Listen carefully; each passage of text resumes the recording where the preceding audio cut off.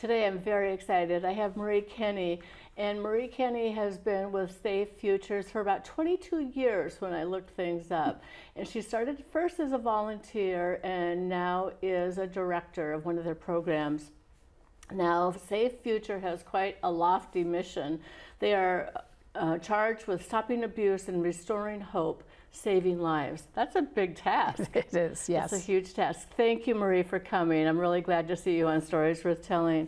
So it first started out as the Women's Center of Southeastern Connecticut, Yes. and then it transitioned to Safe Futures, and you are having a birthday in 2026. Yes, we are. So our agency will be 50 years old. That's amazing. Next July, yes. Do you have any account of how many people's lives have been altered or facilitated or changed or grown? Like over 50 years? That's a great question.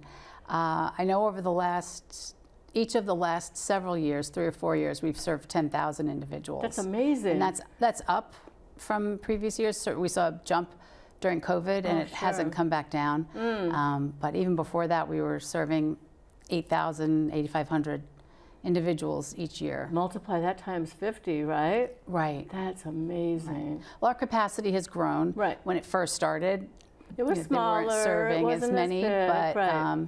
Even when I first got involved with the agency in the early 2000s as a volunteer, we were serving several thousand a year with a smaller staff. That's amazing. It is. It's just amazing. It is a lot. Well, thank you for that hard work, because I don't think it's necessarily easy. I'm sure that there's days and times and moments that are disparaging.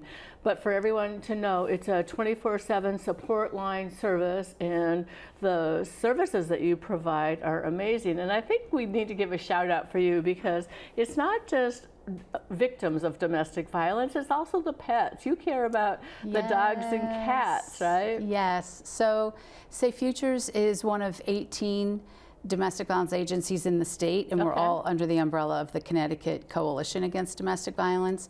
And we are the first and still the only domestic violence program that takes pets into all of our programs. And that has to do with Kathy Verano, who's our CEO, realizing, and she really helped push this agenda for us, that a lot of people who are trying to leave an abusive partner are not going to leave their pet behind.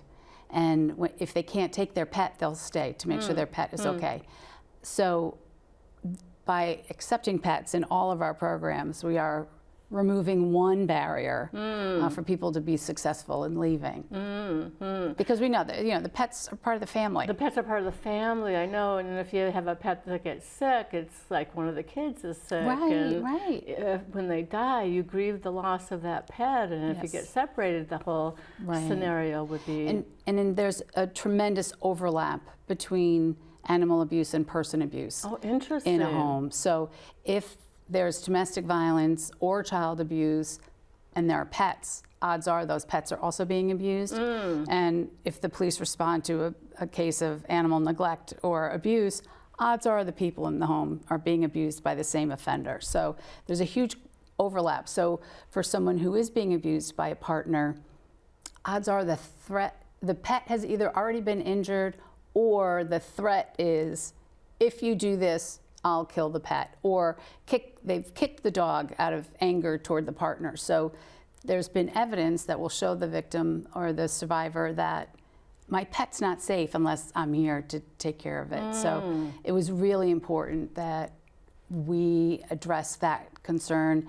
And as hard as it is to leave an abusive partner, at least take that one barrier off the table and say, come on, bring your pet. Yeah, that's amazing. Well, I was able to visit, and that's when I was able to meet you a few weeks back. And the facility is amazing. It's such a welcoming, warm environment. And I think one of the employees, I'm not sure if she was per diem or contract or what her capacity was, but everybody was so professional and so engaging. It was just such a fabulous tour. And I would encourage anybody, because you do those regularly, people should join those tours and kind of see what's going on. And if you're in a domestic violence situation where you are subjected to that situation, that would be a place where you could go and say, you know, if it happens one more time, I'm leaving, or that, right? Like give that to yourself as a goal. That's exactly, and even just to understand is this abuse or is this just unhealthy, and how do I navigate it? Our advocates are able to help just inform people. But I'm glad that you mentioned the tours. We do offer them twice a month, and if you go on our website, I believe it's under the About Us tab, where you can schedule yourself for twice a month. That's really nice, and one's in the evening, I think, and then one's during the day. So whatever fits your schedule, and you just have to sign up or call and let them know, and they welcome you with open arms, and I think even offered a beverage and a folder, and you got all kinds of information. The tours are really just a way of getting our mission out there, helping people, because after 50 years, we'll still be at a community event and I'll ask, oh, are you familiar with Safe Futures? And they'll say, no, what do you do? So it's time. The tours are a way for us to help the community understand who we are, what we do, and that we offer a really wide range of services. You do, we do. We have so much to talk about. So you work with the courts, you work with prevention and education. I had Anne Renault on previously, and she's a fabulous dynamo. And her mantra is, violence is preventable. Educators and counselors can understand what's going on, and then you can work with the kids and help them to understand how to mitigate maybe differences in their opinions, and to work through those kinds of conflicts that might naturally occur. Well, which they're bound to occur. If you put two people in a room, at some point there's going to be disagreement and some level of conflict. And so our prevention education program has a curriculum that they use mostly in middle schools and high schools. They do some work with colleges, and every now and then they have lessons that they can use with elementary schools. But most of the schools that call us in are middle schools or high schools. And at the middle school level, a lot of the conversation is around healthy boundaries and healthy behaviors and healthy communications among friends. Well, just even knowing what a good, healthy relationship is, if you don't have that role model in your house, knowing that if somebody is constantly texting you and wants to know where you are, or doesn't give you any boundaries, those are indicators, red flags, right? Yes, exactly. That kind of monitoring and wanting to know where somebody is all the time, it can feel very flattering. At first. But it is a warning sign. It may just mean that this person is a little needy and you need to set some boundaries. And if the key is, when I set a boundary, does the other person respect it? And if they respect it, then we're good. We've negotiated that, that little bump. But if when I set a boundary, there's constant pushback, and they say they'll accept the boundary, but then their behaviors don't demonstrate that acceptance, that kind of repeated violation of my personal boundary is telling me something. It's telling me that this person doesn't think I get to set boundaries for myself. And so that in and of itself is unhealthy. And so for the middle school students, a lot of the times the conversations are around friendships. And it's to help them understand that healthy behaviors are healthy behaviors. And if we can help these younger children see it in the context of their friendships, then hopefully the goal is, by the time they're in their dating relationships, that they are more equipped to recognize warning signs sooner, to respond to them effectively, to decide this relationship isn't worth it for me because they're not respecting my boundaries. So it's really about using age-appropriate conversations. I love that. To help kids learn the skills that nobody teaches us. Right, and my background is as a speech pathologist. I don't know if you knew that or not, but so it's really interesting for me, because for me, initially it's all about turn taking, and that begins with mother and baby, or father and baby, from early on infancy, and that eye gaze, and then sustaining it, and then building on it. And so it's the same thing, and it's it just grows and grows and grows. So I want to circle back before we go too much further in the program, because I thought your background was so interesting. A bachelor's in sociology, and then you went ahead and got your master's in criminal justice and law enforcement. So you understand the components and the complexities of behavior and institutional life, because basically that's what you're creating, right? To some extent with the Safe Futures housing that you provide, because you have 16 units. But you see it from so many paradigms and so many vantage points, right? Because of your background and your your education and research that you've Yes. done. So my educational background certainly has been informative in some regards. Okay. So They don't teach you everything. No, in my undergraduate and even in my master's program, we didn't discuss domestic violence. And so I got the master's in criminal justice because I was a state trooper in Massachusetts. Really? I didn't find that out. Yes, so a state trooper. That must have been interesting. It was. I loved it. I really loved it. But what happened was I had been a rape crisis counselor before I joined the state police. Oh, wow. Because I thought I wanted to do sexual assault investigations for a police department. At the end of college, I had learned that these larger cities were just starting these specialized units. This was in the mid-'80s. And I wanted to be a part of that. But I wasn't sure that I had what it took to do that work. So it I joined. Would take a solid stomach, right? Yes. And nerves of steel. Yes, yeah. yes. So I joined the Boston Area Rape Crisis Center, and I volunteered there, taking hotline shifts, a few shifts a week for a couple of years. And halfway through that, I was like, yes, this is definitely what I want to do. And so I applied for the state police. I got in, and then I spent a few years on patrol, but what I wanted to do was work in the Norfolk County District Attorney's Office because they were the only one in Massachusetts that had a specialized sexual assault unit where the troopers who were the investigators did just those cases, did sexual assault and child abuse cases.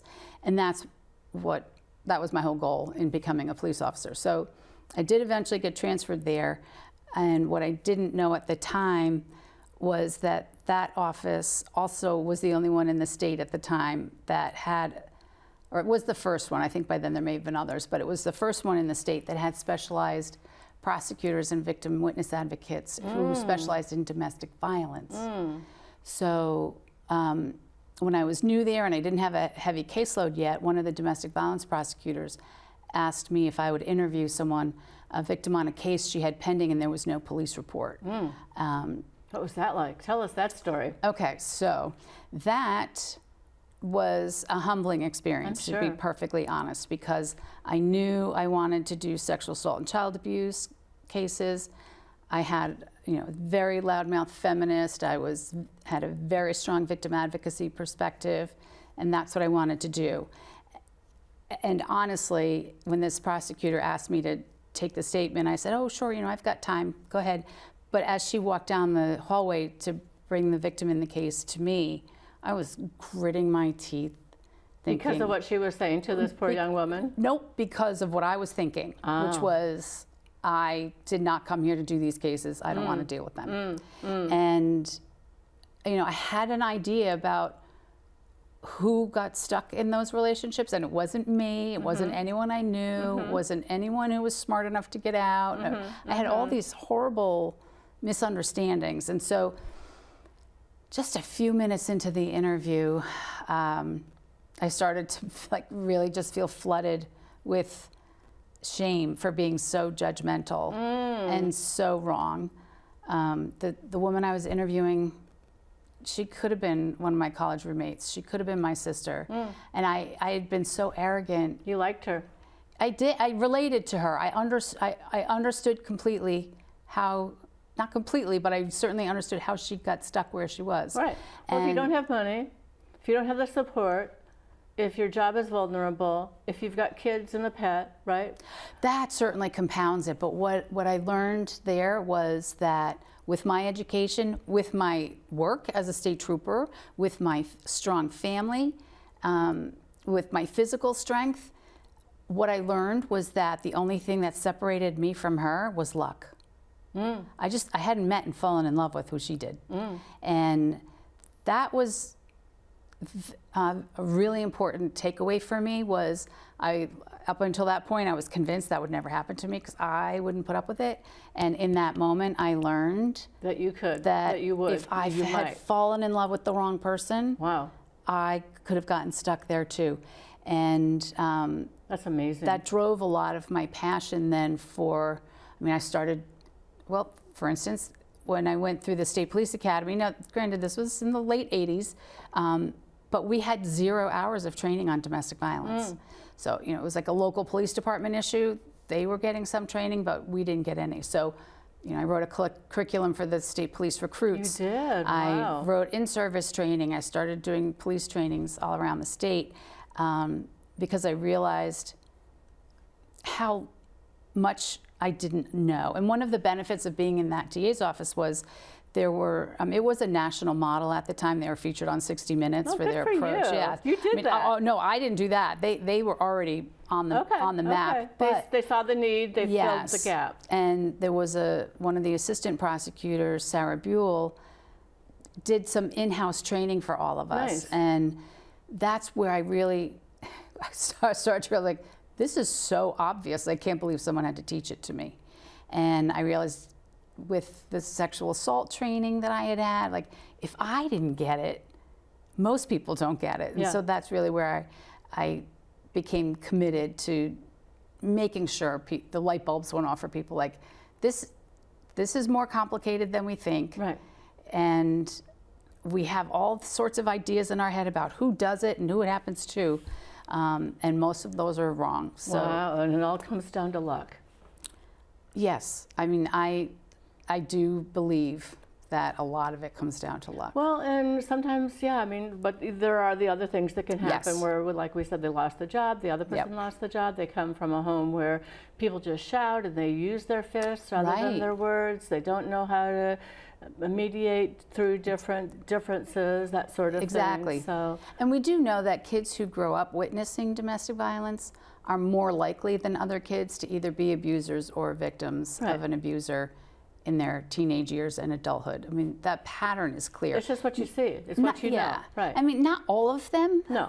Just, you know, there are quite a few who go into helping professions as well because they're determined to stop the cycle. But we know that that is a risk factor for teenagers and adults. So if it's what you grow up thinking, in fact, that woman, that first interview I had, I asked her, because you know, one of the things the prosecutor was wondering, like, are there any other charges we should be taking? And so against the perpetrator? Yes, against her now ex-boyfriend. And so I asked her, okay, in any of these fights, were you ever seriously injured? And she said, oh, thank God, no. And I said, okay, great. So we got a little more information about other charges we could take out. Toward the end of the interview, I just wanted to make sure I had everything I needed, and I asked her, I said, well, is there any other information I should have? Are there medical records or anything that I should be aware of? And she said, well, yeah, I went to this ER when he broke my nose, and I went to that ER when he cracked my rib. And I was like She hadn't even registered that was abuse and that she had endured all of that. And I said, well, but I thought you said you were never seriously injured. And she said, I never got admitted to a hospital. I never had to stay overnight. She had a high bar. She had a high bar, but you know what? Part of that, what my takeaway was, because people like me were sitting around judging folks who were stuck in an abusive relationship. And so no one's gonna put themselves in that category. They're more likely to be like, nope, that's not me, because they believe the same myths that a lot of us grew up believing about who it happened to. Right. So, people stayed in their marriages regardless. Right. Or in relationships regardless. It was a very different time. Yeah. And people were judged if you didn't stay married. Yes. And endure that. There was a lot of shame just in getting divorced. And so, and honestly, my whole generation was raised with, you know, divorce is bad for kids. It's only been in the last probably 20 years that we've really looked at what's the damage to the children who are in homes where there is abuse? I wonder which is worse. A bad marriage or bad or divorce? I mean, divorce. I mean, it's hard to say. There's just like that would just be like a whole nother. Yeah. I mean, I'm not aware of any. I haven't read any articles that looked at that comparison, but we know that kids who witness abuse in their parents' relationship really suffer some pretty significant consequences. Absolutely. Well, and I know just from the work that I've done working in schools that you can tell when something's happened at home. The kids they're just different. Yeah. So back to the safe futures. I think that's really important for listeners, viewers to know, though, because your daily active work and practice has been built on a lifetime career of your education background, work as a police officer, and working in the DA's office, and then helping to inform the staff that you work with, who you coordinate your services with, and then these other 18 other agencies that you're working with. So you've got tentacles in lots of different places, so it's really amazing. But I want to do shout out, I guess, because you support victims of domestic violence, sexual assault, stalking, trafficking, child abuse, and elder abuse. Yes.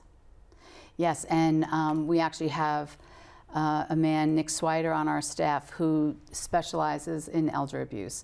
So he works with all sorts of clients who call, but he really does, he's got a specialty in understanding the needs of a senior who's being abused, which are different. Again, like you talked about, if you're losing your job, there's all these layers that can make it more and more complicated. Well, if you're at a nursing home or healthcare facility, whatever you want to call it, one of our local, like Beechwood, a place like that, and if you were a resident there and if you were feeling abused, could they call Safe Futures? That's a great question. So we really focus on family violence. That's our mission, is that kind of abuse. I mean, if somebody called, we would certainly direct them. There is elder services. The AG's office would investigate. There are avenues for interventions for someone in that situation. Our focus is primarily a senior who is at home, whose partner or adult child or caregiver, somebody who comes in, is, you know, sabotaging their medication or withholding their medication, or not feeding them, or not changing them, or not giving them fresh linens, or a million different things, or taking their social security checks, not letting them have their perfect day, as Marie Painter would say. Not letting them have their perfect day. Oh boy. So tell me about the Phoenix House, because that's one of your programs, facilities, services. So so Safe Futures has a variety of programs. There's so much going on. We do have a lot going on. So our residential programs, there's even layers within our residential programs. We have the emergency shelter, which is called Genesis House. That's in a confidential location. That's for people who are in immediate crisis and need a place that the location is private and secret, but they need a safe place to stay. That's more short term. Phoenix House is where we have 9 apartments, and it's for people who are not in such danger. It's because it's not a confidential location. But there are 1, 2, and 3 bedroom houses depending on what size the family is. So it's a husband and wife sometimes, or a single parent? It would be a single person or a single parent with children. We have had dads live in Phoenix House with their kids. So it's not, you know, it's not just for women. It's for whatever survivor needs. So basically what it does is it gives people 2 years to kind of get their legs under them. We have case managers in the building who work with the residents all week. You know, what are your goals? What's your job goal? What's your educational goal? Keeping them grounded, keeping them focused, eye on the prize kind of thing. And some of our partners, like they recently offered a financial literacy class. And, you know, path to home ownership. What do you need to do? What kind of opportunities are there for first-time homeowners if you don't quite have a down payment ready, a 20% down payment? So we offer all sorts of support for the adults and their children to help them move toward a place where they can live independently. Because how do you gain wealth? How do you accrue anything unless you can actually buy a house, own it, and then pay off that mortgage? So the Phoenix House does that. And I think that we need to underscore that it's not just women being abused. Sometimes it's men being abused, and sometimes it's men that leave the relationships, and sometimes it's male-male, sometimes it's female-female. I mean, it can be any kind of combination of somebody hurting somebody, but we always have an option. But we haven't talked about how many times it takes to leave before you actually close the door and throw the key. That's a very good point. From everything I've read, the general statistic is that it takes on average 7 times to leave an abusive relationship before you're gone for good. And there are a lot of reasons for that. One is, depending on the abuser, leaving could be the most dangerous thing you do. Because they'll stalk them and threaten them. And if I can't have you, no one will. Ooh. So most of the domestic violence related homicides occur when someone is in the process of leaving or has recently left that relationship. So that's a legitimate concern. Then there is... So then they go undercover? Witness protection? Or they can come into our shelter. Okay, and that's where, okay. you know, it's an unknown location. The 18 other agencies in Connecticut also have emergency shelters that are in. So if it's not safe for someone to be in our area, in our shelter, we'll work with the other 18 agencies and get them transferred there where maybe their abuser isn't as likely to come across them, or someone would see them. And then they'd have to completely shut down all social media, delete, and your kids, I mean, if you've got middle school age children, odds are they're on their phones. So it is a lot. We also work in other states too. So if someone, someone has family out of state, and they're like, hey, you know what, if I could just get to Pennsylvania or to North Carolina. Yeah, because if your mom's there or something, and then you have the next generation to support you. You're right. And they're probably hoping that you would find the right path. Yeah, wow. so we are able to help facilitate getting people to another state if that's what they need. We'll work with the domestic violence program in where they're headed to figure out what's the best way to get this person. And if they have their children, get them there. Amazing. Okay, so there's, let's see, I want to talk about the hope, the store. I was just so taken aback by all the beautiful things that, first of all, people are given. They get the opportunity to decide what kind of bedspread they want on their beds and what things they want, and that basically those things go with them when they set up their new home when it's time for them to leave. Now, is there almost like a curriculum or a stabilization process? Like, how do you, it must be like this counseling conversation, like, when do I know that I'm ready to move on and get that first apartment? That's a very good point. So all of our services, our goal is to empower people who've had basically the power and decision making and control in their lives stripped from them by an abusive partner. So our goal is to teach them to regain that control over their lives. And that independence, it's just the thinking, just the mindset. Exactly. So we can coach them on, all right, well, what is your goal? All right, let's figure out the steps you need to do to get there. And so everyone is on a different path. Of course. So there's no set curriculum, but the client and the case manager may set up certain benchmarks. All right, well, first I want to get this degree. I want to finish this certification. I want to get this kind of a job. And then I want to find an apartment. I want to buy a car. So they'll set up goals with our case managers, and then the clients will work toward that. So which is one of the really nice things about Phoenix House, is they can live there for up to 2 years in a community of other people who are also working toward their own goals. So and you find they pretty well support each other? Yeah, it's a really good community, and for the most part, I mean, every now and then when you've got people, they don't all click, but in general, they really are kind of one another's cheerleaders. So even, at night and on the weekends when our staff aren't on the premises, they have each other. And they sometimes help each other out with childcare and things like that. Well, that kind of reminds me of Community of Hope. I was over there with Annette Eldridge's group over there, and that was the same kind of. And you had a vigil the other night. I heard about that. That must have been quite.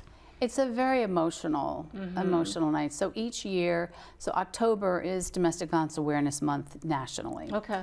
And each year in October, we try and have a candlelight vigil in honor and memory of the people in southeastern Connecticut who've been murdered as a result of domestic violence. And it's a way to just remind their friends and family members that we haven't forgotten them, that we remember that they are still in pain, and that their loved ones' lives mattered.